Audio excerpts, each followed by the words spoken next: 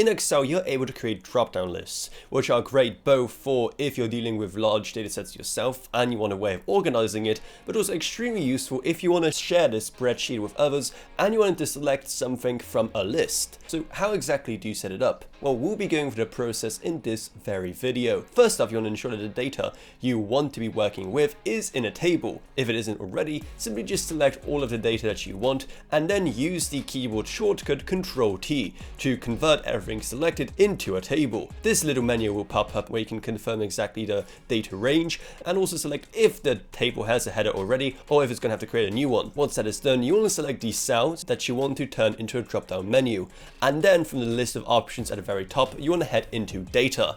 Once you are there, you want to look for data validation and click into that. That will bring up this menu right here. So the first thing you want to do is click on the drop down where it says allow, and you want to select the option list. Next up, you want to head into sources and select all of the data that the user will be able to choose between. There are some other interesting options that you can pick from here, like for example input message. So you can set up a title as well as a longer message, which will pop up when a user hovers over that dropdown. Then there's also an error alert that you can set up if someone enters a value that is not from the drop-down menu. Once you are happy with everything, then you can just simply click on the OK button, and as you can see, you'll be able to pick one of the options that you have prepared earlier for that drop-down. If you ever want to add or remove any options for the drop-down, then you can just use the exact same process to make any amendments. So that's exactly how you can create a drop-down list in Excel. So hopefully you found this video helpful, and if you did, make sure to subscribe to How to Authority for more like this in the future.